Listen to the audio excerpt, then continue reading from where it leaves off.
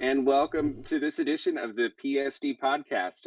In place of Ryan Wangman, our fearless leader on these podcasts, at least for today, I'm Alec Snyder. I'm the GM of the Boston Red Sox. And this is my first podcast, and somehow they thought it was responsible for me to get the hosting duties. So hopefully, I don't let you down. We'll see how this goes. And hopefully, Ryan and I can co anchor this thing together at some point in time. But for now, it's going to be me, and we'll see. We'll take this thing for a ride. So, with me today are, as always, our fearless commissioner, Tim, the GM and president of the Cincinnati Reds. Tim, how you doing today? And thanks for being here as always. Hey, I'm doing well. I'm ready to talk some baseball. Yeah, for sure. We've also got Prather here. Prather is our GM, if memory serves, because I may be going crazy at this point of the San Francisco Giants. If I'm wrong on that, call me out on my bullshit. But other than that, I think we're in good shape. So, Prather, how you doing today? Doing good. This is also my first podcast, so we are losing our virginity together. What a special experience. I'm so honored to share that with you. And last but not least, at least definitely not in the standings now, but maybe later as the season goes on, at least that's what the league seems to think, is Will, our Royals GM, who's been the talk of the league for a lot of reasons recently. And we're going to get into some of that a little bit. Will, how's it going today? I know all 8 of you that predicted me to finish in last. All 8. And I'm in first right now. Well, I think that's as good a segue as any to get into the first bit of business I want to talk about today, which are those preseason predictions. The last time we had a podcast, it was on the eve of free agency. We were just starting to see some of those moves come together. Obviously, been an eventful offseason, as they always are. A lot of really interesting trades and signings. Texas made a lot of notable signings that some people seem to think didn't quite get them to where they wanted to be. We have 6 teams or 5 teams, 5 teams. That looks like, no, it is 6. Sorry, I'm seeing 2 different things. 6 teams chose them to be the worst team, and that is second only to the Royals. Worst team in baseball, which is a new feature in the predictions this year, replacing Rookie of the Year and Reliever of the Year record or voting predictions. So let's talk about that first here, where kind of we found a bit of a consensus among teams in places that are more specific to award voting or predicting who's going to make it to the playoffs, who's going to make it to the World Series, win the World Series. It looks like we've got a bit of a consensus among the Royals being the worst team. And since we have that GM here, Will, tell us how you feel about that. Are you taking it personally? Seems like you're going in stride after leading the way, going undefeated in the first sim year. I feel just disrespected. Like, of course I voted you to finish in last. I'm sorry about that, but in response you voted me for last. So you're the only one that gets away with it. Well, I wanted to ask you too. Yeah, go ahead. So basically, my strategy for this year is I just built the Park Marvin's room. If you want to go to the info page, yeah, let's do that. You can see the dimensions on it are very power hitter friendly, especially for the lefty. So what I did this offseason is I got quite a few left-handed bats that I hit for power, and then I brought up one, Ito. He is going to be a star. He has developed 40 power pretty much in the last year, and this is just a team to watch out for. But apparently I'm supposed to be in last, so what do I know? Well, we'll see, and we'll definitely get to some of those. If you want to take a look at my lineup versus right-handed pitching, you can just see, like, there's just power everywhere. No, I mean, that goes to say, I mean, if Ito can live on his promise, he's got 88 power there in the 3 spot.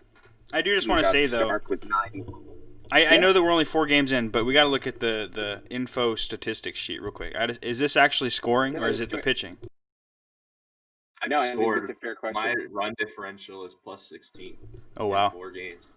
Yeah, and PyFag is 3-1. Not that that says everything, but it's something. Defense looks good. That offense is hot. Allowed, not so much. Yeah, though, again, take a look here a little bit. I mean, the AL is 16 teams, and he's in the 25th percentile, bottom quarter here, almost, in batting average on balls in play. So something to watch for sure.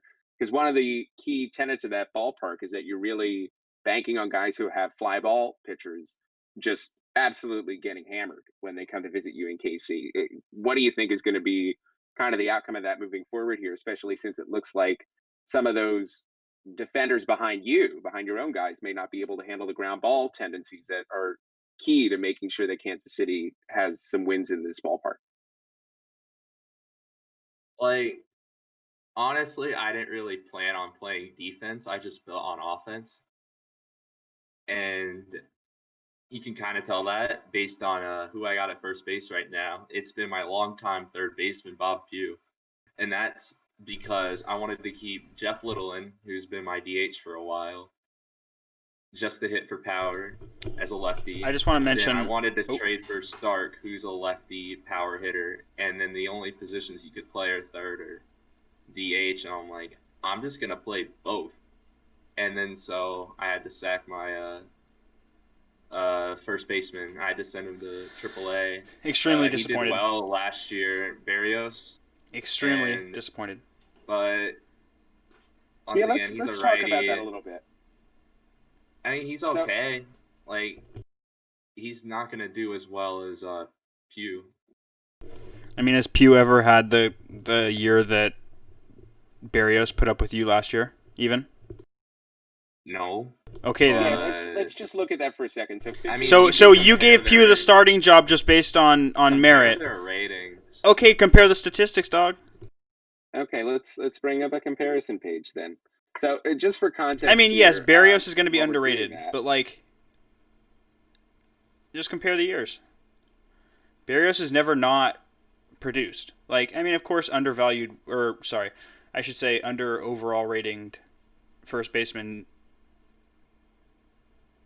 usually tend to do well, but this dude, he pops off. he had a great season in after that trade, and again, that was in the old stadium. I mean, that was in Kauffman, and he still managed to put up 2 WAR. He had a batting average. I mean, a lot of that. Barrios' power numbers are better. It's Dude, are we looking at the same page? A lot of Barrios' WAR comes off of defense. So you don't think first base defensive WAR matters?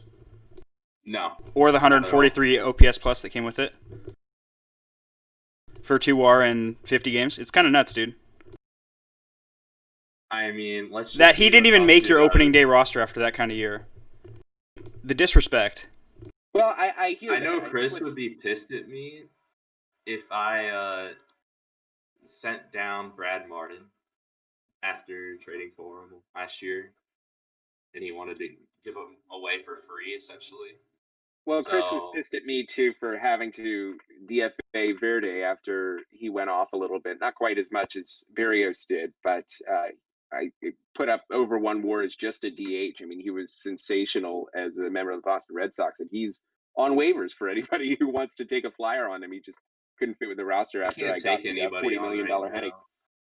I am $23,000 under budget, so I can't take another player. Under budget. Okay. Well, that's really playing the margins here. So let's get back to the predictions. I want to make sure that we talk about this a little bit here before we get too into the weeds, because one of them that really surprised me a little bit. I want to, and maybe this kind of plays on your stadium a little bit here, Will. Before then, we'll pivot to some of Tim's predictions. You predicted yourself to make the wild card, and you were the only team that predicted the Royals would make the postseason. Yeah. Let's put aside the worst record for a second. I mean, you really, that is a bold move. I want you to talk about that, kind of defend your decision a little bit here. All right. So basically, I think my offense is going to be enough that it can overcome my shitty pitching staff. And I have like a couple good bullpen arms. Like, I have some good ones on a DFA I just got from Jamie that are both 60s. I got David Martinez back, who had Tommy John, and he's one of the top relievers in the game. And yeah, as long as I just like maintain a decent bullpen, I think, and then just mash for 7 or 8 runs a game, I think I could surprise some people. And it's not like it's impossible to go from last to playoffs. I mean, look at what the Braves did this past year. They were complete shit. They didn't play any defense at all, and then they just went to the playoffs and made a run to the NLCS. Well, it's Cleveland had a yeah, major jump. Detroit had a major jump. I mean, why can't I have a major jump? oh, it's possible. I mean, the look, I'm not saying things are impossible. I mean, that's the fun of baseball and that's the fun of OTP. But I think most of us really recognize that the Braves seemed like, even if they weren't a fluke, they definitely overperformed.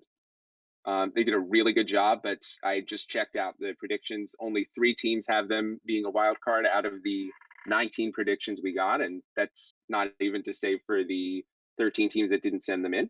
So it's possible. I mean, anything's possible, but at the same time, I mean, you got to recognize a fluke and a Cinderella story when you see one. And they had a hell of a run last year making it to the NLCS until the Diamondbacks beat them. But to compare yourself to a team that overperformed and over delivered and really was fun to watch, but wasn't one that people were watching, and I think by You want to most know what's measures fun didn't to do enough. watch? A lot of home runs. And I Your think my fans, team your does fans that. are going to be happy, and I if they just want to see if chicks dig the long ball, no matter what, they're going to see it from both teams. I mean, people aren't going to be coming to Marvin's room to see the pitching on either side, unless it's your bullpen guy. Johnson is a guy that you just got going into last year. Had a Yes. really nice first year for you, but the depth behind him is a little suspect. I had Price last year with the Red Sox. He miraculously stayed healthy the entire season with that wrecked injury proneness, but he is somebody who's just kind of average. What do you see in him as your number 2 starter? I see absolutely nothing in him. He is just another arm. Do you have the depth in the minors to kind of stomach any injury I just potential here? traded Because for the guy on Havana. I forget his name off the top of my head. Let me look for him real quick. Um, Nate Thompson. I think he will be a solid depth starting pitcher. I mean, right now he's an A plus. I don't know why, but he's another one of those guys that they have like really low stamina, but his ratings are good. He's a righty with a fastball, curveball, forkball, pitch mix, which is pretty good.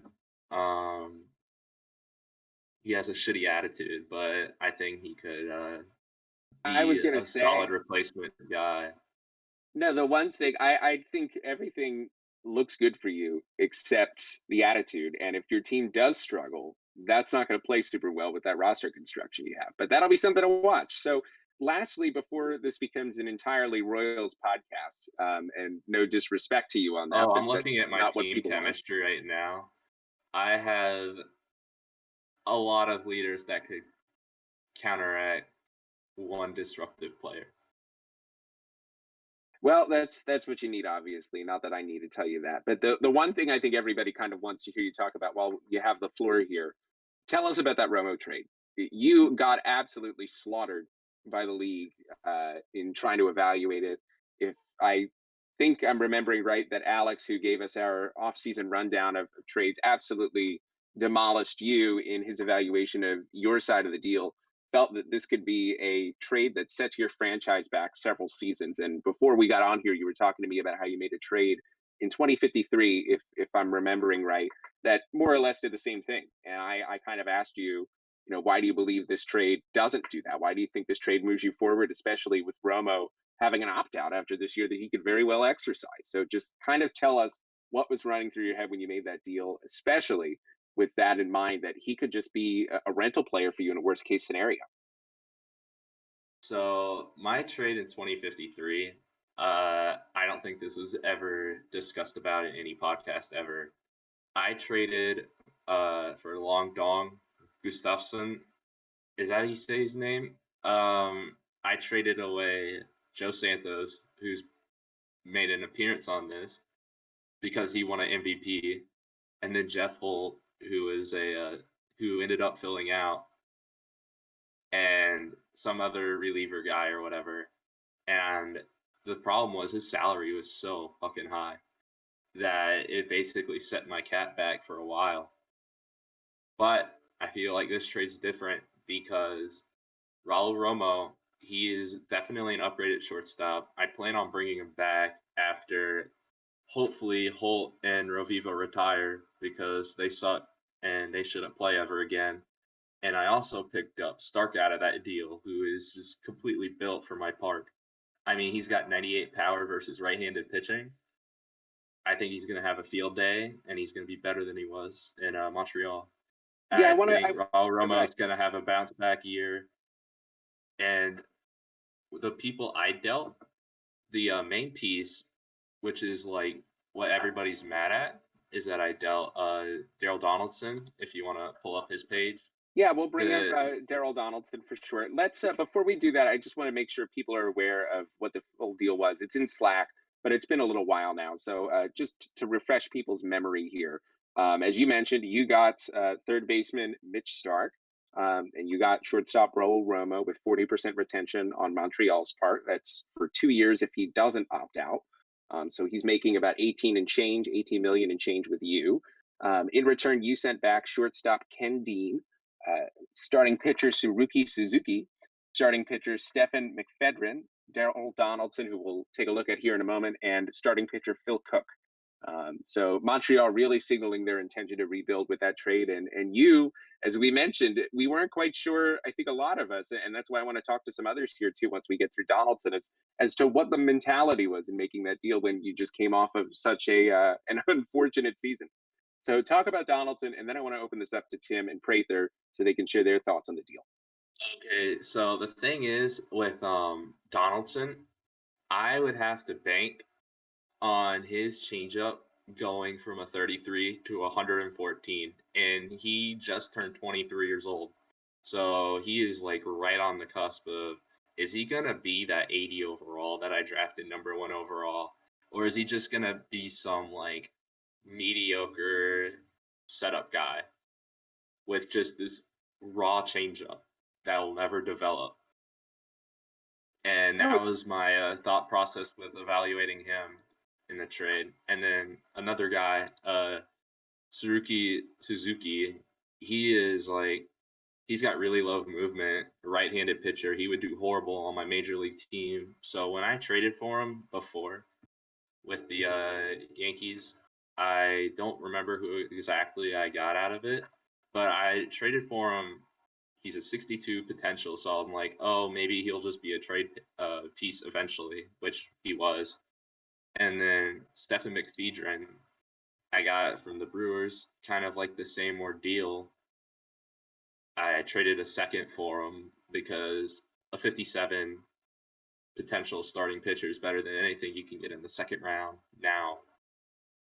And Phil Cook is just kind of a flyer guy. I don't think he's going to be anything. Also, another guy that wouldn't do well on my major league team.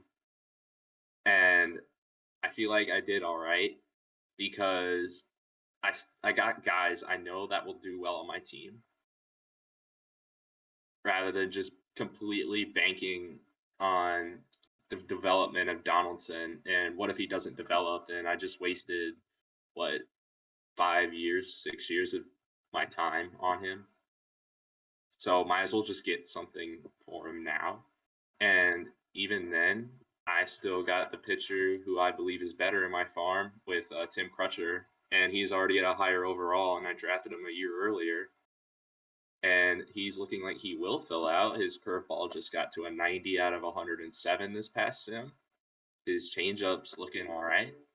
And then, even then, I still have Yat-Sen Chin, who is now 77 potential center fielder, who I also didn't have to give up in a trade like that. And it's not like Raul Romo's a bum either. Like, there are not many 70 shortstops out there that you can just go ahead and trade for.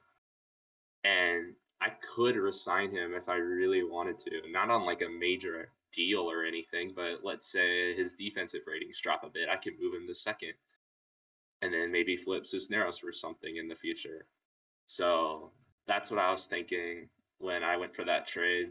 and everybody can hate me as much as hate on me as much as they want to for that. But Alex gave me a D grade out of that trade, and I feel like that was just not a good grade for that trade. Well, let's talk to the other GMs now who are here, and thanks for walking us through all that. I think hearing some of that, it sounds like there was a lot of thought put into it, and I think part of the reason why that D grade was given to you is because I think on the surface it didn't seem like there was a lot of thought given to it, aside from some big names and some prospect depth in quantity and quality, of course. So I'm going to start with Prather since we haven't heard from him yet, and he, as you mentioned, is a fellow podcast virgin. So I want to christen him with this discussion here because I think this is a trade that got so much attention. Kind of everybody can talk about it a little bit here. So, Prather, if you're with us, tell us what you're thinking. You heard Will's explanation. What are your thoughts as to this trade? Are you buying it, or do you think it's absolute bullshit what he just said as his defense for making that move? I get the kind of the concerns with Donaldson filling out the changeup. So to me, the success of this trade is going to depend on what the contract looks like when Will goes to re-sign him, because I don't think he can play shortstop for much longer. I mean, if you look at his defensive stats, he was awful in 2059, and not as bad in 2060, but still bad. And his defensive ratings are dropping. So if his contract is, if his future contract is of a decent second baseman, then it's, okay. But if you got to pay him, $22 million a year, no, it's not worth it. So let's look at those defensive stats for a second here, because you make a good point. You had a negative 13 zone rating in 2059. You said it improved last year. It did to negative 5.8, but still below where you want him to be. Obviously, it's such a premium up the middle position. If you're interested in defensive efficiency, it was 954. So that means 5% of his plays, again, at such a key position, nearly 5% of his plays 2 years ago were miscues. And it was 2% last year. But improvement is something that can change year to year that way. Errors, just numbers on their surface. 24 2 years ago is a career high for him, and we have 9 in 2060. So, none so far. The season is young, but let's talk a little bit about the prospect side of it too. Do you think he gave up fair value? Do you think he overpaid? You mentioned Donaldson with the changeup. But you also heard Will defend his the reason for including some of the other prospects in there. I won't make you go one by one, but just on the surface, do you think that even with that in mind about Romo's decline and potential cost evaluation here, do you think that he gave up a fair package for him, just on its face? I think he overpaid a little, but well, maybe not a little, but I mean, if he's kind of go with, I'm just going to try to outslug everybody and not really care so much about pitching, and he gave up a bunch of pitching, then I mean, I guess that makes sense. Definitely, it's something that I mean, you can never have too much pitching from Ryan's standpoint on the receiving end of this. But one of the things we were talking about a little bit here, and Will being honest about this, and then we'll get to Tim to share his thoughts here because I know he had some strong opinions about it, is that defense wasn't a big factor in constructing this roster for Kansas City in their inaugural year in Marvin's room. And Romo's no slouch defensively. I mean, we've been over that, but he is a question mark, and he could decline. And tying him up long term, especially when you signal that that's what you want to do with a player like that when you give up the package you did, it could come back to bite him. It's all speculative, but that's the risk you take. So, well, I would Tim, think that eventually, yeah. I think eventually Will's going to want ground ball pitching in that park, and I mean you got to have something better up the middle if that's what you're going to build your team around. For sure. I mean, the offense is unquestionable. I mean, 43 to 28 home runs last year is a drop off, but other than that, the OPS plus went down. OBP, it's not a great drop from 333 to 318, but it's not bad enough that you can't play the guy. What concerns me the most, at least on the face stats, there is that slugging percentage drop. He's not hitting for extra bases. And before we hopped on here, home runs aside, this is not going to be a park where you're going to be hitting for doubles and triples. It's just not big enough to lend itself to that. The ball can't careen.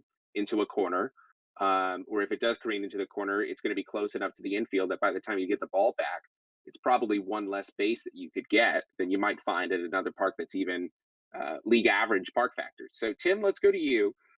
Tell us what you think about that Romo deal, as big and monumental as it was in potentially shaping the franchise's futures, both for Montreal and for Kansas City. You know, I think it was an overpay. I think I've said that before. And I don't really want. I mean, I'll go in on it a little bit. Just to state the fact, Romo's fragile. A little scary. They're also not a shortstop anymore, statistically. So definitely should have learned second base or third base in spring training. Still kind of confused by that. Or what the transition plan is, or if he's just going to let him go to free agency next year and the new team gets the responsibility of teaching him his new position. I thought that it was a big overpay. I originally offered to, or Ryan came into my DMs and said, "What's up on Romo?" And I was willing to offer the 17th overall pick and David Garza, if you want to look him up real quick. Yeah, let's go to him. But go ahead. Yeah, David Garza. I think he was boosting, or he's a booster. I think he was 55 or 56 at the time of offering. He's up to 58 now, just increasing his velocity and his stuff. You know, it's the subtle boosts. But so I offered him the 17th overall and basically like one or two throw-ins. And that was about as max as I was willing to go, just based on Romo really not being able to be a shortstop anymore, and me having log jams at third base and second, basically my entire infield. So he just wouldn't fit unless it was for cheap, you know? Definitely. I mean, you look at Romo in terms of talking to teach him another position. I mean, he's got the infield metrics you want to see to be able to learn just about any other position: range, error, arm, turn a double play. That's the kind of guy you could see doing really well at second, I feel like. Third for sure because he's got the arm, but to me, it's that infield error and that double play that could make him a really good keystone guy. I mean, he's definitely a second baseman, I think, from here on out in his, or maybe after this year, if depending on how he does. But sure. I mean, What? teaching a new position mid season is kind of rough. So mid-season, it's never easy. Will, if you try and tank for that first overall again, you know what to do. I don't think teach Romo second positions in the middle of the season. Well, yeah, exactly. That's not what I'm saying. I'm saying though, if you suck, why not teach him it? Yeah, you're committed at this point, unless you tank. The only thing, he's tanking, and yet he predicted himself for a wild card spot. So just bear that in mind as we continue to talk here. But the one thing I wanted to look at with Romo, with that defensive positioning, is that he really hasn't played anywhere else than shortstop. And Tim, I didn't mean to cut you off. It was just something I wanted to point out while it was still relevant. He played a little bit in left field, probably just one of those instances where it was an extra inning game and they needed to throw someone over there after they brought in a pinch hitter or something like that. But otherwise, shortstop's been his bread and butter. Those are games started. Maybe it's just injury related. Observation. Right. Could have been a just kind of spur of the moment decision needed on an emergency basis mid-sim. So I think we've talked about this enough, unless anybody has some final words about Romo. I want to make sure we get back to some of the other stuff, because this isn't a dissect the trade podcast. It can be, but that wasn't at least the intention going into it. So just final thoughts on Romo and kind of Kansas City's approach going into the season.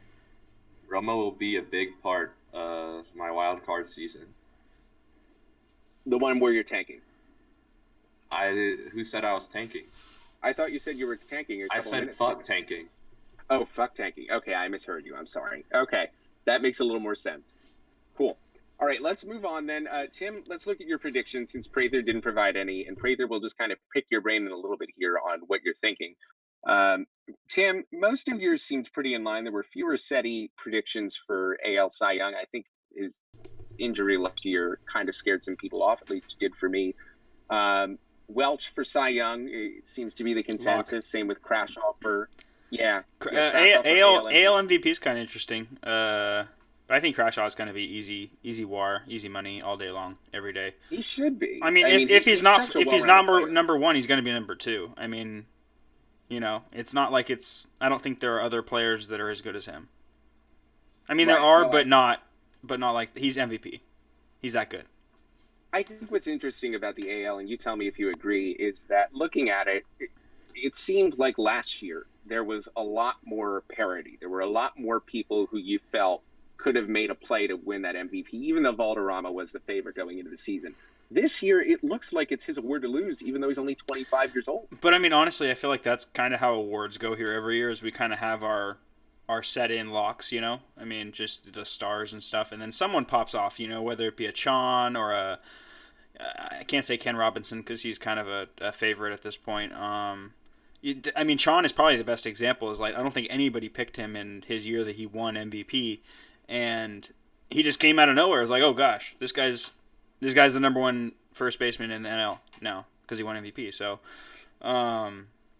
there's a lot of those dudes that are just like that. They just kind of pop off. Yeah, like Alvarez, he's probably one of the most intriguing players. Yeah, that's ever. Interesting career for sure. So far, I mean, he's still so young. I We're think he's talking like about Esteban or somebody else? Esteban. Yeah. Oh, he's 28, but MVP first year, and then MVP just and then nothing. You know what it was though? Can we go to his rating screen real quick? His what screen? His ratings. Ratings, yeah. Yeah, let's take a look. Okay, so like from here, do you guys think he's a split player? Would you platoon him? Would you spend the roster spot? Yeah. Oh yeah, 100%. I'm not convinced. I think. Okay, so here's the difference between Nolan and I though. Here's the difference between Nolan and I. I started him 161 games. Nolan only platooned him.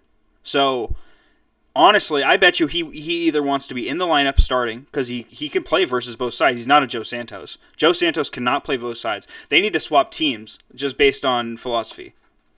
That's what I'm saying. Well, Nolan, if you're listening, you have a trade idea to run with. No, I mean, no. Like Alvarez is cool, but like, I don't know. Like, I feel like you should be playing him versus both sides. Like, and again, look at his. You just go to his batting stats real quick and just look. Yeah, and let's take a look one more time.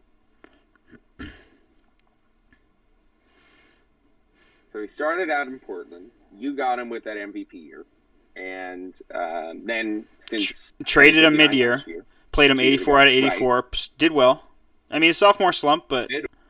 Yeah, and then only 29 games down the stretch. Yeah, so Nolan basically benched the man. Coming off an MVP season, that's cool. And then... I mean, it's kind of what... How much did you give up to get him? Not that. Dude, the guy's dead that I got, so I wouldn't even look. Oh, yeah. No. And Pineda was... Go to Pineda. I mean, that's the real key. He was a 60 overall and a captain when I traded for him. Or when I traded him, traded for him, and now he's dead. That's unfortunate. His scouting screen's kind of gross, but you don't have to look at that. It gives him PTSD. Well, we'll do it if you want to turn away for a second, but that's pretty bad. I mean, take a look at the potential dropping, and it's that was my future captain right there. Like because just left field though. So the other thing I wanted to talk about too. Your predictions were pretty run-of-the-mill here, Tim. There wasn't anybody who really struck out unless you think Seti is something of a sleeper. We had it looks like people still mostly went with him or Don Smith this year. But just to be clear here, one of the things that I thought was really interesting is a lot of people you included chose the Sugar Kings to have the best record. They're only a few seasons removed from a World Series. A lot of teams have them the AL champion. You have the Mariners winning, and you also have the Diamondbacks going to the World Series, but coming up short the second straight year. I want to talk to you about why you see the Diamondbacks not only making that run again, but losing at the final stage for a straight year, and why you see the Mariners getting their first title in ages, if not in the history of the league. Yeah. So I'll go. I guess I'll start with Arizona real quick. Arizona has a really, really good team. I don't really want to go too hard on it because I'm not trying to get roasted by people in the main chat, but they're good, and I think they're better than Mike. So, I mean, it's we can compare all we want, we can talk all we want, but when it comes down to it, Arizona's going to be the hardest team to beat in the NL. I think I picked them as the NL champion, right? You did, yeah. That's how are they better than the Cardinals? That's what I want to know. What makes them better than St. Louis? again, I don't really want to go into it because I don't have the game on my screen. I know there's nothing for me to go off on the top of my head. Like, I'm just sitting here looking at a Meet the Team screen. Like, give me a Meet the Team or a player screen. I can compare players. Like, let's do that. Okay, so Meet the Team. They have the best catcher. I mean, yeah, Mario Roman is actually the most nasty player right? in maybe NL. And Cortez is pretty solid too. I mean, talking about a position around the league that's slim, and he's got one of the best. He picked up two really good starters this offseason. He picked up a center fielder in Negruz. Ellis was a Rookie of the Year 3rd place last year. Sorry, I'm going through a lot right here. No, you're fine. Let's see. It's not in his history. He must have been. Was he 4th? He was close. He was at the top. But I was going to say, if he was top 3, he would have been in there, obviously. So he's Right. not top 3, but he still had a really good rookie year. Just a quick glance here. 4.6 WAR, 145 OPS plus. That's outstanding. I mean, Chase Field, if that's still where they play, is a hitter's park, but you can't sleep on those stats. A 278 average, 857 OPS. Some of that, decent bit of that, was a 359 OBP. So he's got a great eye. Yeah, and he was above average. He was basically platooning too. Right. I mean, that's a lot of value. Games. I mean, 120 started though, 117 started. So I mean, right. Well, he pinch hit the others. So for sure, or it came in late, but Right. won at bat at most, unless it was an extra innings affair. I don't know. I think he had some. I think he had. If you go to his pitching staff real quick, I think he had some nice acquisitions this offseason. He picked up Aguilar, right? And who else? Was it Phil Green? And Mobley. And Mobley too. No, he had Mobley last year. Did he? Yeah. No, he did not. Yeah, so he got Mobley and Aguilar from Baltimore, and kind of built himself a nice little staff, along with Phil Green, who I think is really nasty and going to be so good. He's a young guy. He's got time to. He's a captain too. I mean, he's 26. But that fastball at 99 to 100, just and the control too. Right. No, I was going to say you could just. The only hesitation I have, he's not a bad pitcher, hardly. I mean, you can't call him bad, but that slider, I mean, is at best looking elite, and at worst looking, a little above average. I mean, without the slider though, on a bad day, he's only got 2 pitches, and they're both fastball or a derivation of a fastball. I mean, a changeup is obviously, a slowed down fastball of sorts, at least the way that you throw it. So, just from a deception standpoint. Is he going to be somebody who can really, is he more of a hit or miss guy? Maybe. I mean, he is his 4 guy in game. He's his 4 guy, so. Keep in mind though, or his 3. Sorry, 3. Sorry, but I mean, what were you saying, Will? He's hitting at 101, according to the game. He's a ground ball pitcher. It's perfect for him. Know exactly what you want in Chase Field, that's for sure. So no, Arizona, and I'll just quickly look at the Meet the Team comparison for the Cardinals, since as most people know here, they are the NL favorite year in and year out right now. A lot of elite ranks in several positions except shortstop. Best closer, best starter. Like, what more could you ask for? A better catcher. Catchers. You can catcher. Everybody wants a catcher, though. I mean, what can I say? They do. I'm playing catcher. I think I have the worst one. But... All right, so let me turn to Prather here quickly. Wait. Can I bring up a question real quick? Yeah. Okay, so I saw this, just talking catchers, real quick. Sure. I saw this pick that the Yankees made. It was Jorge Hernandez. Was right. Why did he fall or drop so far? I was not paying attention. I was on the golf course when that entire thing happened. So I was 4th overall. He was not going that high. I can't speak for myself. Was he supposed to go higher than that? Or, not higher than that. Sorry, higher than 20th overall where he was selected. I took it to be people were hoping he would fall to them because he's boosted to 55 potential. I mean, he has never. I mean, he was 53 as recently as January, and his ratings haven't gone up. It's just catchers dying. The defensive ratings aren't that good, and I think that's the hesitation. But his ratings aren't at least 80. Not worth it. And out of the Park 21, the defensive ratings actually move, as opposed to the past versions where they never really go up. Yeah, so there's potential. I mean, it's hard to get a guy who isn't an elite catcher to become an elite catcher, and it depends all on that development. Obviously, I mean, we don't have development budgets, so Yeah, it's he's not like only pouring X 18. amount of money. Like, I would not Yeah, be surprised at all if his catcher ability ends up a 70. and he's got great qualities. I mean, he's smart. He works hard. He's a leader, which you want in a catcher. Period. So it's a pretty low risk pick, and I think if he really wanted to make a priority of getting a catcher, he did the right thing. But having traded him Walt Long, and he's stuck with him for 4 or 5 years, thanks to that now horrible extension I signed him to.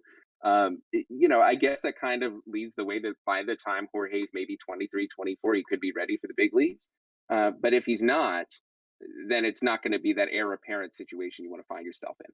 And that's still 6 years down the road, though. Sorry, 5. He's about to turn 19. Yeah, a lot can change. So definitely, it's a fair question though. But Prather, let's go to you. Now that we took a look at that a little bit, and I would have talked about the draft more, but we're still way too early. I think we could definitely talk about that once it's progressed a bit. But Prather, just in general, since we didn't get projections from you, what are you seeing here? What are you thinking? It being a team that's kind of wasn't included on a lot of people's short lists of among the better contenders. Who do you think are the teams to beat, and maybe even a sleeper team if you want to throw that in? I guess I'll start in the NL. I think Mike still the team to beat. I think he gets it done this year. And really, I think the top of the NL is kind of set. You got Arizona, in no particular order. You got St. Louis, Arizona, New York, Los Angeles, and then there's kind of a few teams right under that. I think Atlanta is still really good, even though their defense is terrible. They have the pitching and the offense to kind of make up for that. Pitching and offense, big fan. And then kind of that last spot, I think, is going to be between Cincinnati, the Phillies, Brewers, and I think I can hang around. So who's your World Series? What's your World Series matchup, and who wins at this point in time? Yeah, I think Cardinals make it, and I'm gonna pick Seattle for my AL team, and I think Mike brings it home for the NL West. Well, he's definitely due. I mean, we're used to seeing him as regular season cards at this point with those first or second round exits, which is just so disappointing for those guys that he's got because he's really assembled a hell of a pitching staff. Not on the Cardinals. Let's get back to them. I mean, the fact that he traded Glazebrook and still has Welch and Gonzalez and Alexander is just outstanding too. I mean, unbelievable. He's losing money, but when you're this good, that's not your concern. Cruz is obviously falling a little bit, but he's still got Morrow. Morrow's 26. I think if I remember right, because I feel like I was looking at him for trade talks at one point just to entertain them, not that he was actively looking to move him. But some of those ratings fell a little bit. Yeah, he was originally a 76, and he's down to a 71. So he's still very good.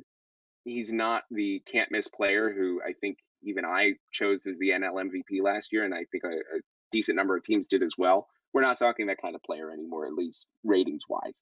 But he's still a great asset. And let's see who else he's got here. I mean, he's got Gerlach, he's got Gutierrez after making that trade. He's going to be there for a while after signing that huge extension, or at least it gets huge. So they're definitely in a good spot. Who do you think is the sleeper team there, Prather? Team that maybe people aren't paying enough attention to?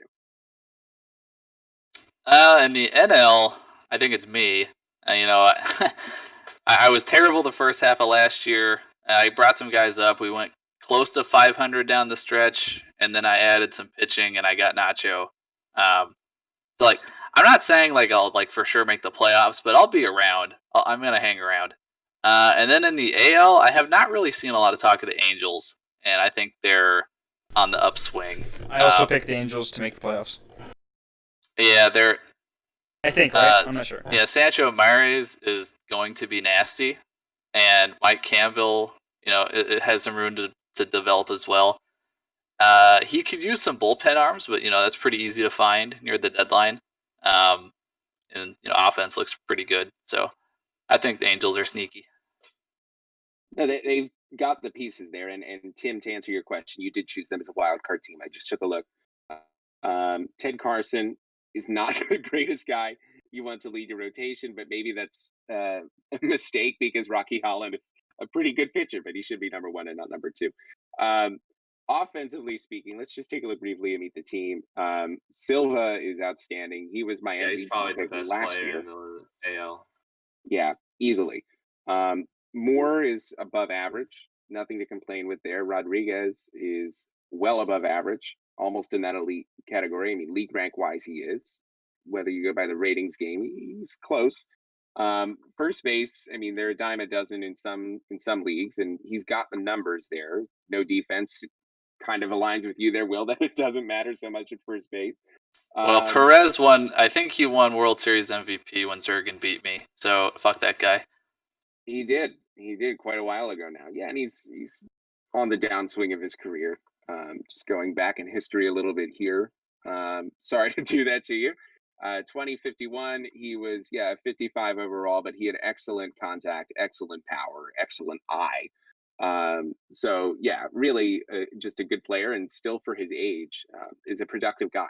So let's go past this at this point. I think we talked about that enough. And thanks, guys, of course. Let's go to if we've paid enough attention to kind of wrap this up and just enter a last segment here, if you will. Breakout players. There was no Rookie of the Year voting this year, and that's kind of what inspired me to raise that as a possibility. Is Ito, of course, is Kansas City's pick, and I think that it was something that we were going to talk about and kind of went off the rails a little bit once we entertained the Romo talking. But without knowing a ton here, if you just know whether it's a player on your team, whether it's a player on another team, somebody you traded or saw get moved that you really think could have an outstanding year, or just someone who you think a lot of teams have overlooked over the years, kind of like Ames was going into last year before he broke out and had that Cy Young season. Let's talk about Ito a little bit since I have his name here. Will, why do you think he's a can't miss MVP? I mean, I know the ratings speak for themselves, but he is a rookie. He isn't there until he's shown himself. He just keeps boosting, and he's in the right part.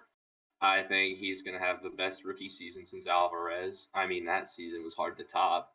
But, I mean, he's just one of the best defensive center fielders, which is already crazy considering his power. And he's going to play really well in this ballpark. And he's just going to be one of the biggest threats in the league for years to come. At 20 years old. That's for sure. I mean, you take a look. In June of last year, he was a 53 current, which fine. No, look at May. Yeah, I'm getting there. Nuts improvement. Yeah, I mean, we look at contact. He went up 7 points in what's that?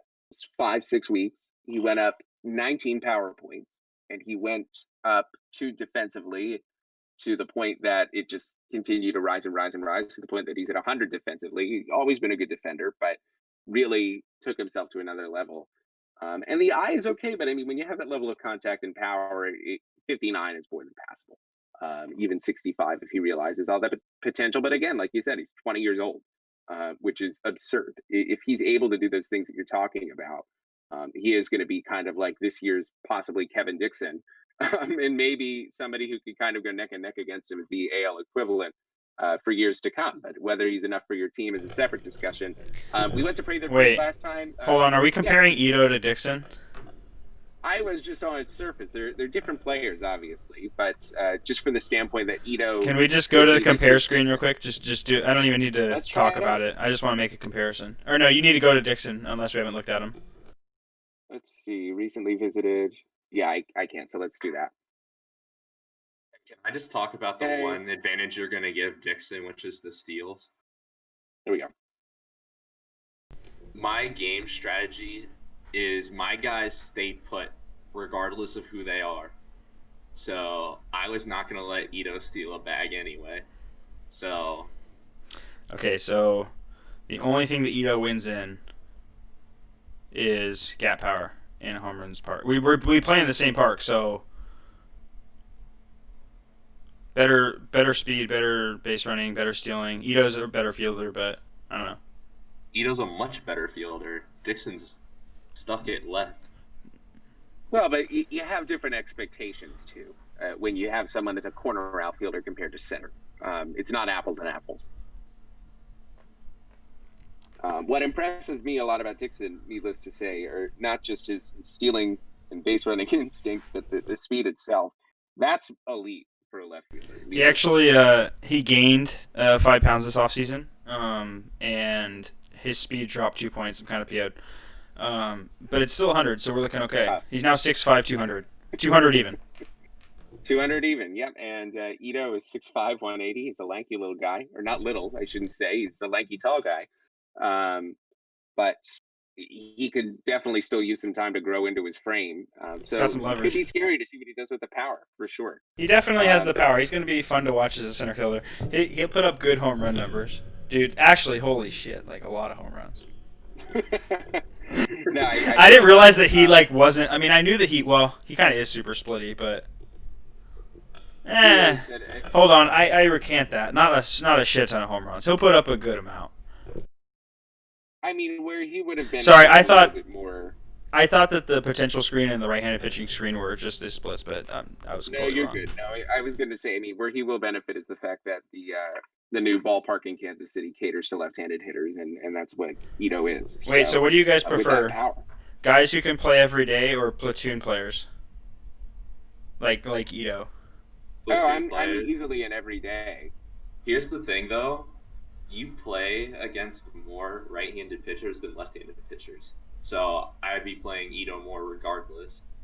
I mean, Ito's going to start anyways, every single day. But yeah, I hear you. I'm very traditional that way. I prefer a left-handed hitter. I mean, obviously you don't want a whole left-handed lineup, but if you can have a left-handed hitter who can play every day, to me that's the dream player. I mean, yeah, why not? That's yeah. No, I mean, if you have someone like that who you don't need to worry about from the platoon standpoint, to the point that they're so ineffective against lefties that you just have to bench them. I'll take that slight dip, and I do think Ito looks slated to be that. He's not going to be great against lefties. I mean, 45 contact. Will you go to his defensive ratings real quick? Yeah, let's take a look. it's like You could just do the 100 compare. range. It's Hey, really good. Dixon has a better rating at left field though. I'll just say this. I'm joking. I don't need a response to that. He was like, no, the funny thing is, I got him to like 90, 90, 90 with the fielding and shit. And then he just lost rating at left and right. I have no idea why. Yeah, but the apparently experience he forgot loss it in modifier is 4 kind of a big months. deal, I think, in 21. People are losing a defensive experience. Like Dixon was a 70 right field like last year or something like that. He's already down to a 58 after not playing there for a year. So there's definitely some sort of attrition when it comes to not playing positions. Marcus, please fix your game. Well, if Marcus sees this, who knows? But let's talk to you, Prather, a little bit here too, since Tim and Will, I don't know how I lost your name there for a second, had the chance to chime in. Prather, any breakout players you're aware of, whether on the Giants or around the league? Real quick for the Giants, Gus Pape was a rookie last year, stud defender, struggled offensively, but I think rookie struggles. Players don't always perform well their rookie year. So if he's a platoon guy, but if he can hit, I think he's going to be a 4-win player. But across the league, RJ kind of brought up his stud pitcher. I cannot remember his name. I'm trying to find him. It's going to be Let's take a look. filthy. Yeah, his control is not Sucks. filled yet, so he's gonna. Leone, I think that's who it is. Yeah, he's gonna take some lumps while he fills, but he's gonna be gross. He's gonna be a problem. Prather, about Pape, he's got 112 steal, right? Oh yeah, he's running. 111, yeah. You should make him cracked on the bases, bro. You got to get him to like 50 stolen bases this year. Well, I think he was second last year in stolen bases in the NL behind Dixon, and he was never on base. so he did, only 28, but I think I have the bar all the 28 way stolen up. bases with a 267 on base percentage. Dixon had almost 100 points higher, and my dude, if this dude can get on at like a 320 clip, 330 clip, he's probably stealing 45, 50 bases. Easy. Yeah, it's hard. I mean, the platoon splits are just so stark. I mean, the only thing he has Oh yeah, going for him he's not against lefties touching is he's power. not touching the lineup against lefties. But I see I've that. got guys, so that's not a problem. Cool. All right, and Tim, any sleeper players for you? Let's see. Any sleepers? I'm a big fan of the River Walderson acquisition. Probably my biggest. Well, I don't know if it was my biggest acquisition this offseason behind Gisupo, Kilo Hana, who is actually I've always wanted Gisupo. I mean, I don't mind that he's old now. At this point, he's my catcher now. But I've wanted him ever since his days with Chicago. I begged Bart for him before he let him hit free agency, or maybe he traded into him. I'm not sure, but I think he traded. he traded it. Yeah, big fan of him always. And John Holton was part of that deal. Yeah. Oh, that was a Billy Tyler deal. Yeah. So Big trade. I'm a big fan of him. He already died a little bit in between the signing and now, but I'm hoping with the season he kind of can keep it together. Any guys around the league you know of that come to mind? Not really, no. Yeah. I have a few like rookie starters I'm starting, but they're kind of booty, so I don't really want to showcase them.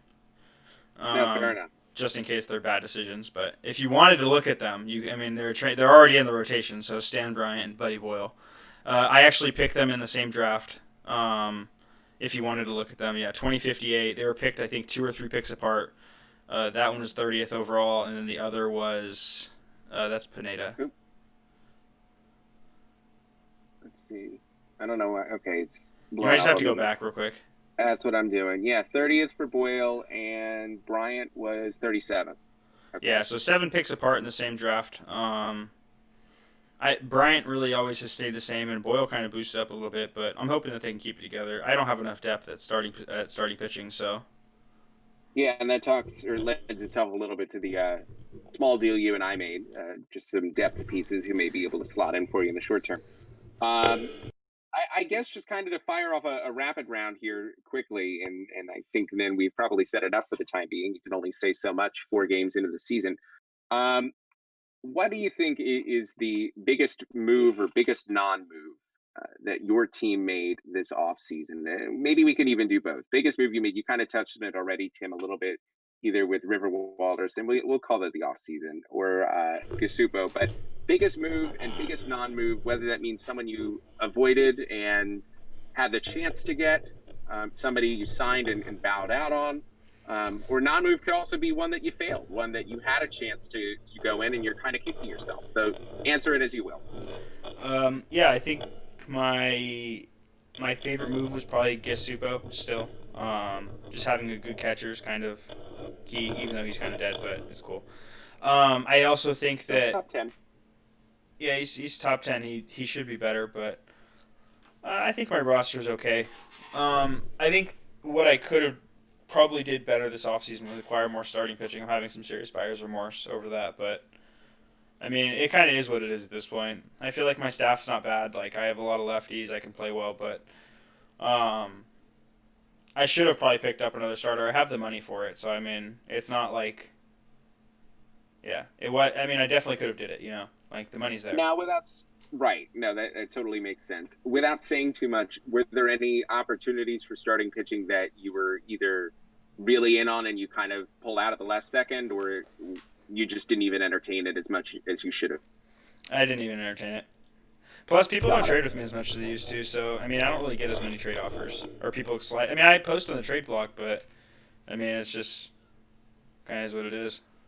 Yeah, I mean, as a relative newcomer, I can't speak to how things look, but I feel like the deadline was really busy, obviously. I mean, 100%. Trades. It kind of goes up and down with the season, you know. I mean, as the trade deadline comes, obviously you're going to get a lot, and as the off season starts, it'll kind of start to puddle in. But once people see how much money they have on that free agency day one, that's when it usually starts to pick up, you know. That's when I expect it to really start going. Sure, I mean, when that money kicks in and you're not dealing in uncertainty, you're dealing in speculation. At that point, you have a firm number of what you got. Well, exactly, and if a guy decides to shop a top starter in the very beginning of the offseason with all that money available, then why not? I think that's what happened with Chipper was you catch you catch the Mets with some money in their pocket and want to go out and get a toy. So, So why is the Chipper waiver released not the biggest move of the offseason for you? I mean, it was. That's what allowed me to go out and get Gasupo and River Walderson. Because in reality, if I had kept Chipper, I would have only had one of them, and it wouldn't have been River. Because I would have went after Gasupo probably with Chipper on my team.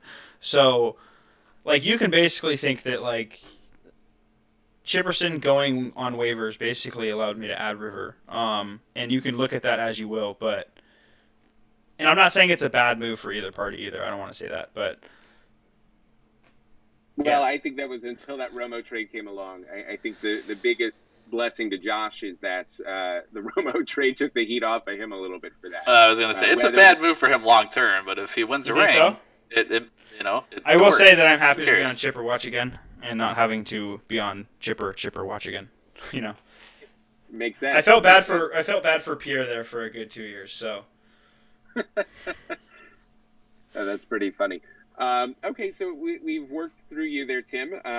Prather, let's go to you next since we just heard from you a little bit. Biggest move for you this offseason and biggest non-move, however you want to answer that. Biggest move was getting Nacho from the Brewers.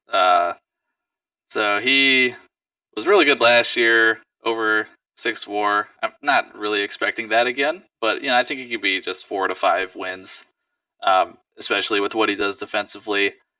And didn't really have to give up that much. So I gave away Yancey Gagnon, who, if he fills, he'll be a good pitcher, but he's basically 26. He's not quite playable in the majors yet, I don't think. So I was kind of getting scared that he wasn't going to fill, so I was glad to kind of get rid of him. And then the contract for Nacho makes a lot of sense. It was a sign-in trade, so Alex worked with me to kind of get it front-loaded a little bit while my payroll's pretty low, and then once some of these guys hit an ARB, his salary is going to go down. So I think it works out really well. Biggest non-move was yeah. No, go ahead. Oh no, all I was going to say is I think the only thing about it, depending on how you feel, is that if he is 35 years old or 34 going on 35 with that opt out, and 15 mil is what he's looking at, he may opt in, and maybe that's what you want. But if it isn't, it may be something that ultimately ties your hands a little bit. But in general, you have him at a good price when you need him to be there. Can we go to Nacho's ratings page real quick? Yeah, let's take a look. I mean, I think what you really hope for if you're Prather here is you hope for that range just doesn't decrease as he gets older. Luckily, it stayed above 100, and he's still 31. So, I mean, you're probably looking good for at least 3 to 4 years until it opt out. And even then, his bat still plays. I don't know. I probably should have picked up Nacho, honestly. He was so cheap. That was such a steal. OOTP 21 is shitting out center fielders. Like, if I have to move into the corner, I think there's going to be a huge surplus to center fielders. Go to that trade 5 real years. quick. I want to see what he gave up. I'm pretty sure it was cheap from what I recall. It's just Yancey. Oh, yeah, we already looked at this. Yeah, Yancey, but he's a what? Or what's his rating? It might have been draft picks. What, Yancey? No, it was just a straight up 1-for-1. Oh, it was? Okay. So what do you think, unless he didn't tell you, why do you think the ask was so low for him to move him? Well, he was on the block for desperation. At least a week. Yeah, and he had guys coming on the block since the previous trade deadline.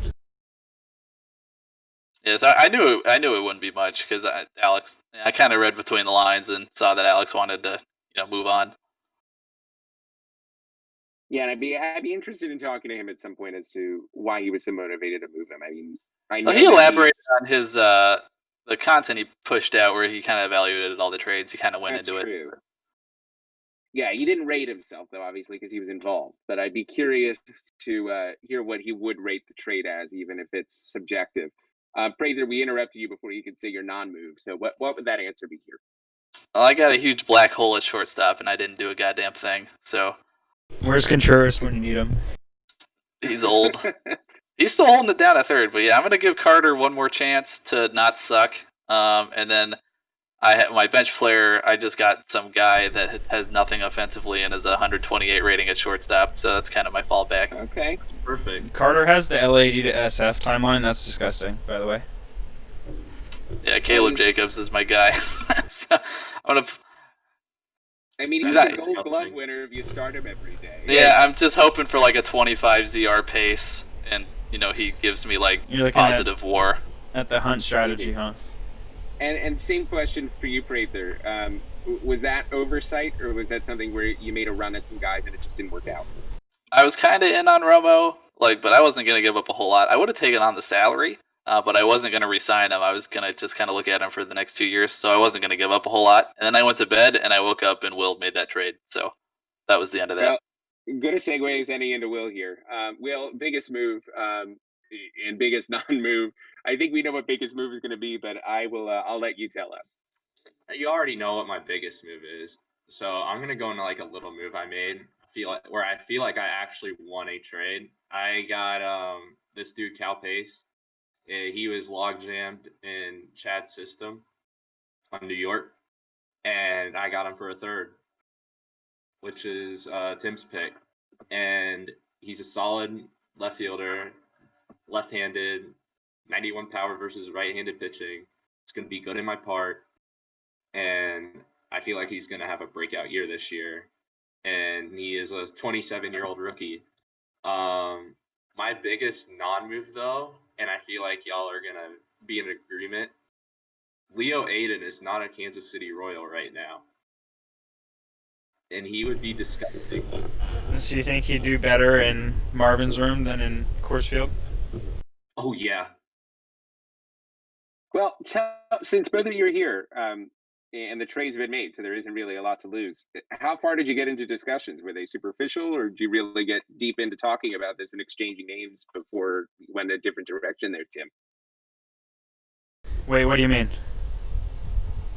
Oh, I'm sorry. What the hell am I? I saw trade with Cincinnati. I didn't read the date. Oh, I traded him.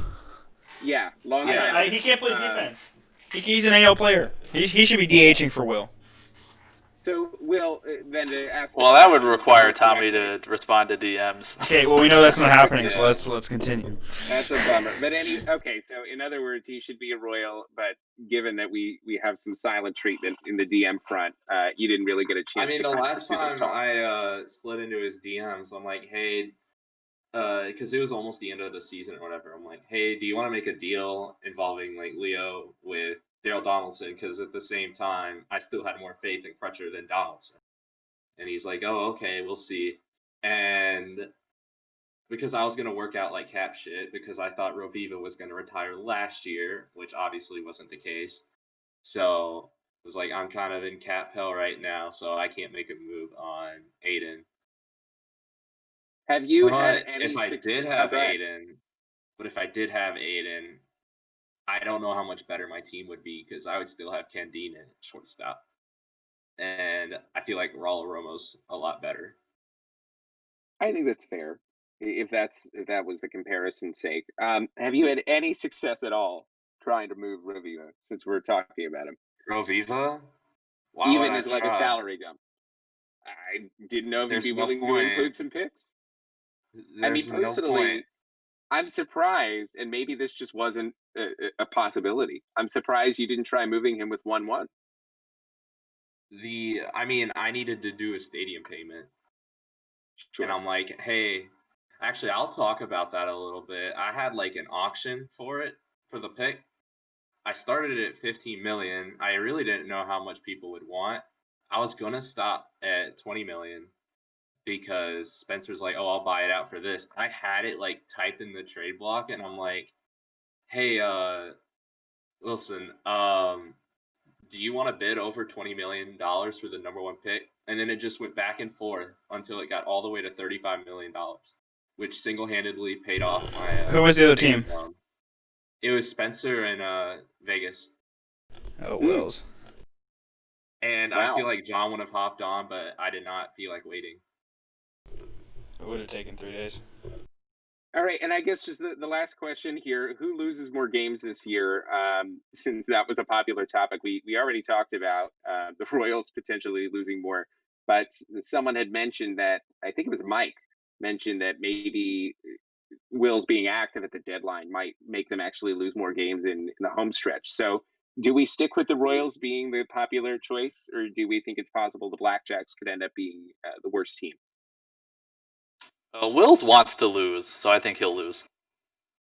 I think an underrated candidate for that is the Orioles. I mean, they were picked. I was like, wait, why were they picked again? And then I realized Paul wants to lose as well. So I feel like there's going to be a competition kind of between Vegas, um, the Rangers, and the Orioles. I think it's hard to say because he's got. I feel like Paul will sell a lot this year. Yeah, he's been motivated. I mean, he wasn't as successful in the offseason as he was at the trade deadline, if I'm remembering right. But he's going to be motivated again. He does have a great front of the rotation, though, which makes me a little suspicious unless he decides to move all those guys. Nacho's not going anywhere, just being a rookie, I don't think, unless he gets pulled over with something. Lord, he does what John did and just like completely pop off after selling everybody. Right. No, that's possible. Any concluding thoughts here, guys? I'm in first place, and I think there's a glitch in the game or whatever, where if the commissioner tries to sim, the season just ends on you. So I'd look out for that, but I kind of want it to happen, so I make the playoffs. Fair enough. Tim, what do you got? It's going to be an interesting year. I think there's a lot of good teams. The NL was particularly difficult in terms of predictions, along with like excluding the Brewers from playoffs was pretty tough. Though I do think that the other three wildcard teams are going to come out of the West. Besides the one of the two out of the Phillies or Brewers. So I would say LAD, Arizona, myself, and then one of the two out of Brewers and Phillies will make it. But then there's a few other teams after that are a little scary too. So we'll see how it goes. You know, the trade deadline kind of can change a lot of things for different teams, and we'll just have to see where guys take their teams. And it's going to be a lot of fun in the last couple of months, I feel like, and could easily see at that trade deadline, like you mentioned, just all those contenders trying to outbid each other depending on their needs. Easily something that just is going to be worth watching. Also, I have one more thing. I didn't really talk about the AL at all tonight, but I just want to mention, go to, you can even see it right there, the Cleveland's team on the left right there. Yeah. I didn't mean to do that. Yeah, let's find them. Yeah, just right there. He's actually, I think, a subtle wildcard contender. I think he got a little bit of love this year, too, on the predictions, from what I noticed. Coming off of, if you go to his... Go to the Meet the Team screen real quick. Yeah, I just want to see his previous years, if it shows his win percentages. Yeah. So, yeah, he's coming off a few rough years, 68 wins, 51, and then 73, so he's kind of on the upward trend. His staff is 4th overall in the league, which is, like, kind of surprisingly good. And I feel like he's kind of a team where, like, if his starters... Well, he lost Chris Jones, which is really, really tough for him. Yeah. But, again, Bibb could completely carry that team. Like, I think he's going to be a top 3 pitcher in baseball. Easily. He's nuts. And he just needs to not get hurt. Right. Was he hurt going into last year? I'm trying to remember. He had dead arm last year. Shoulder inflammation. He had 4 arms of 4 days of dead arm and then another 2 weeks of dead arm at the beginning of last year. Yeah, well, that was 2 years ago now. Oh, 2 years ago, sorry. But he did have mild shoulder inflammation for 3 weeks. Yeah, that's what kind of got him last year. Quick question. Eric Bibb's 3 110 pitches or Lewis Thorpe's pitch mix? Thorpe wasn't fragile. Well, I mean, in pitch mix, Thorpe still. Just in terms of that. Thorpe had the perfect pitch mix, though. I mean, if you go to his ratings page, fastball, sinker, cutter, curve changes as a lefty. Like, it doesn't get better. Like, where were his ratings at exactly? Oh, they were all light blue. Oh, that's crazy. He was nuts back in the day. He was that good. I was just thinking, pitches that are rated 110 are even better than some of the best relievers. I mean, I don't think he was 110 across the board. Stuff was crazy. Like, Thorpe was not 110 across the board, but he was very, very good. Like, he probably had 105 change, 105 curve, 100 fastball, and then sinker, cutter, like, bread and butter, baby. But yeah, Alec, if the people don't know, you could just go to Lewis Thorpe's pitching stats, and it's just nuts. Yeah, I had no clue. I hadn't even heard about him yet somehow, and just those career numbers. So if we rename the Cy Young Award, it's got to be Thorpe's Award. Oh, that is where I saw his name. Yeah, That's my case. It's almost 11 Ks per 9, and yeah, two walks an inning. Said he was better as a control guy, but I don't think he had. His home run numbers are way higher. Well, can we should hold on. Yeah, compare Seti and Thorpe real quick. Just that's the optimal comparison here. Let's see. Oh yeah, there he is. Okay. Oh, batting ratings. That's why I knew something was wrong. So of course we're not going to see the best pitching numbers. I was gonna say go to his stats and then go to the career, and then we can just compare like the quality. Yeah, the quality stats. Yeah, there it is. So they're actually really, really similar in games right now. So if Seti were to retire today, they would basically be the same in terms of games and games started. Except the innings pitched is just so. No. Those are wrong. Wait. Yeah, it's that certain I guess row doesn't go to 5 digits. It only goes to 4. Because they think that like hits allowed, obviously you can't give up 10,000, so it doesn't need 5 digits. Just the code of the game. Anyways, if you were to actually compare, it's probably 26-17 versus 28-92, if I had to guess. Mm-hmm. Or just put 2s in front of it. But Seti has already given up almost 150 runs less. 175. Let's see. Almost Shoot, Aaron K is 2.5 times less home runs. A little more walks. Even Seti is a nasty like non-walker, and Thorpe is right there with him. Like Seti was in a league of his own, dog.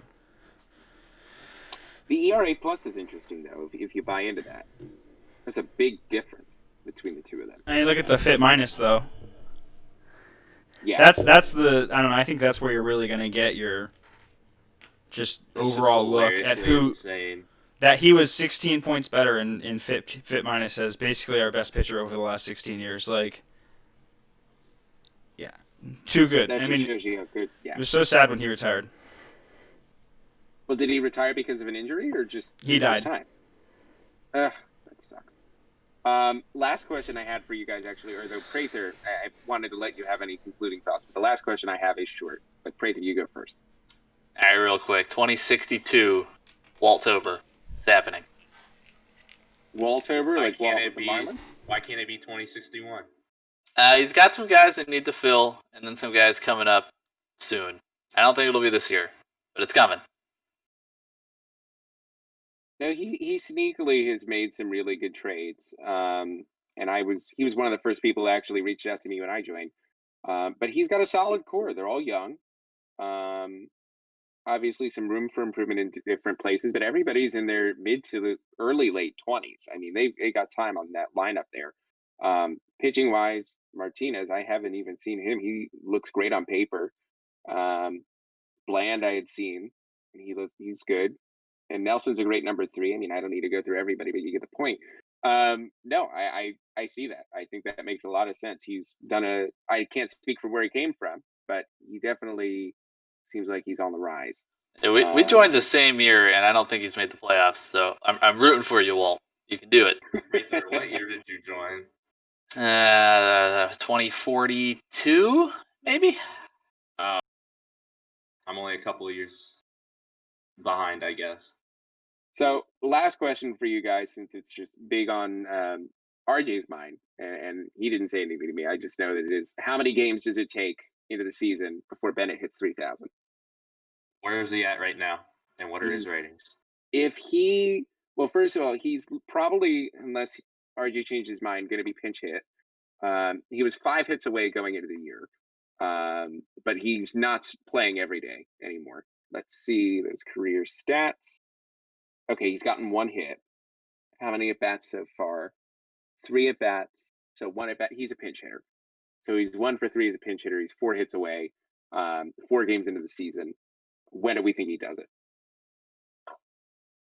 I mean, he should just start him every day until he does it, but I think he hits it by game 10. Yeah, he'll probably get it within the next few sims. I don't know. I think even as a pinch hitter, he's gonna get his. He's gonna get his. Wait, is he pinch hitter exclusive? That was the thought. I mean, I can't see his lineup. He could obviously. just start him until he gets it, and then just never play him again. I think Well, RJ's he trying wants to win. Yeah, he wants to win, and he Right. doesn't want to deal with the 15 range. He barely plays at first now. Make him first base. Who does he have at first base? Who cares? Davis. Yeah. It's Ken fucking Bennett. He has No, the it's fat interesting. Kevin Davis. 6'4", 200. Super fat. If we're going by that. I mean, I don't know. He's a first baseman in comparison to the other Kevin Davis. So Tim, you said within a couple of sims at the latest. Prather, what do you think? Like by game 20, like he'll for sure have it, even if he's just being pinch hit. He's what, 4 hits away?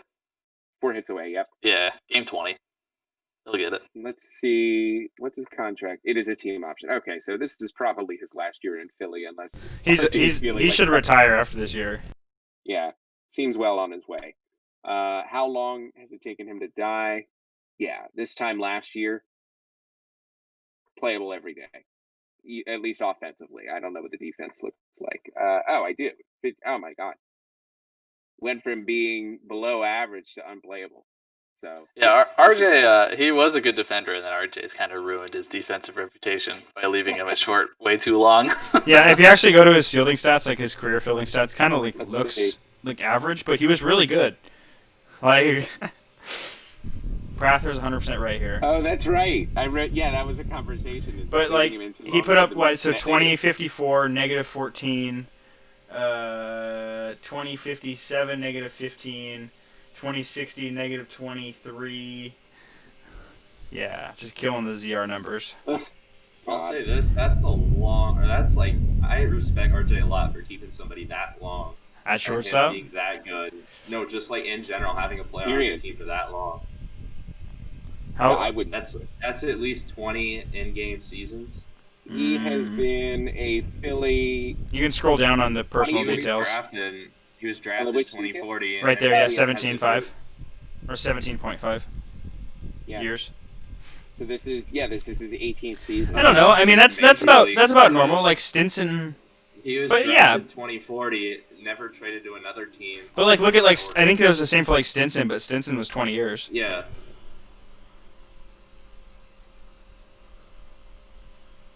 Yeah, I'm doing the same thing with Randy, Contreras. I've Randy, never sorry, let he's a him go. shortstop. Randy, shortstop. Randy, got it. Okay, here we go. Yeah, 19 and change. Yeah, but Zed did sign him at the end there. Spencer wanted him retired in that age 41 season, and I didn't end up doing it because I try and avoid forced retiring players if I can. It's not my choice. Yeah, and Zed decided he wanted to take a flyer on him. Is what? Oh, he was bad too. He was bad. He should have retired. Like he was not good. Like Zed 100%. Like I feel like got him just to put that mark on his record. He literally got him for a sim, played him, and then dropped him. Oh, that's the one year that's not Seattle. Right. Now I see that, and that's right before I showed up. He's a Hall of Famer. Easily. That's what I was looking at. Yeah, 824 career OPS, 298 hitting. How many hits? Oh, 3,200. Yeah, easily. Okay. If he's not first ballot. He has 2 rings though. 2. Yeah, this game's fucked up, so he's You're not going right. to make it. Those were the pre-SETI rings. The last time Spence. Yeah, I was gonna say. Okay. He's not even in the Hall of Very Good in this universe because I swear people submit blank ballots. The voting here makes no sense at all. I just don't get how some of these guys have not made it in by now. Period. Like even though I'm against Mora, I don't get how he hasn't made it in at this point. It's only one guy. Oh no. It took if you want to look him up, Conor McGregor or not McGregor, Yeah, not the UFC fighter, right? or it's like what's that dude's name? It's like McGregor, I think. Or Colin McGregor, I think. Yeah. He was like a 80-90 WAR shortstop. Didn't get in until the third ballot.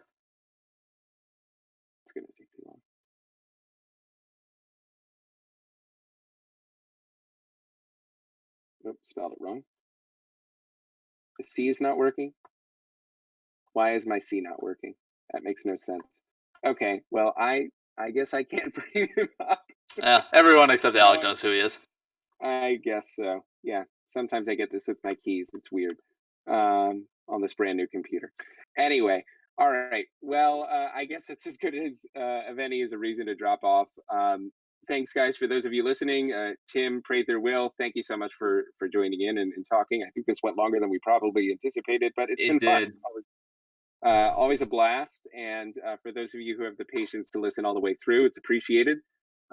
Hopefully I wasn't too insufferable for you, and I had fun here. Hopefully I can be on both sides of the mic again at some point here. But for now, I'm Alec, and I'll be looking forward to trade offers in the coming days and weeks, and we'll see how those predictions stack up as we progress throughout the season. Good luck to everybody in 2061, and we'll catch you here next time.